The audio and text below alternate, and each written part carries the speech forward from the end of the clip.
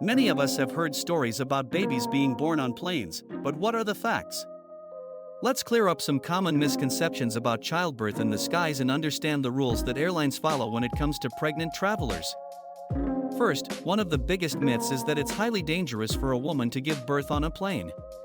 While giving birth in the air is certainly not ideal, most commercial aircraft are equipped with first aid kits, and flight attendants are trained to handle medical emergencies.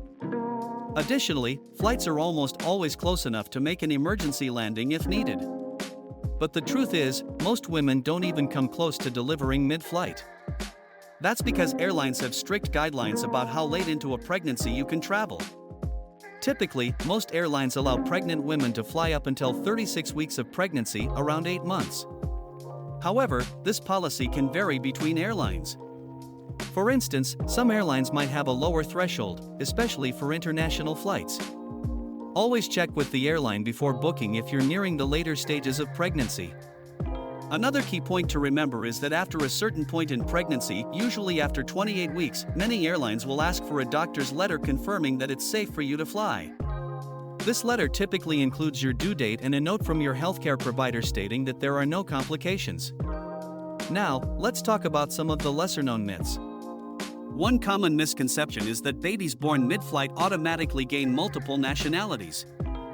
In fact, starting from the mid-20th century, most countries decided that a baby's nationality is based on the registration of the aircraft, meaning the baby usually inherits the nationality of the country where the plane is registered, not the country it's flying over.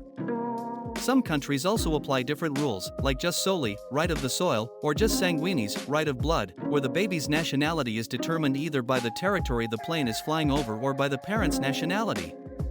So, it's not as simple as automatically becoming a multinational baby.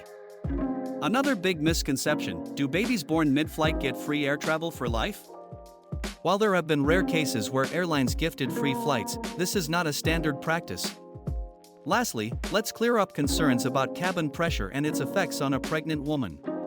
For most healthy pregnancies, the slight drop in cabin pressure is completely safe. In fact, pregnant women fly all the time without issues. However, it's always a good idea to check with your doctor before flying, especially if you're in your third trimester or if you have any pre-existing conditions. Traveling while pregnant doesn't have to be stressful, as long as you stay informed and prepared. Safe travels.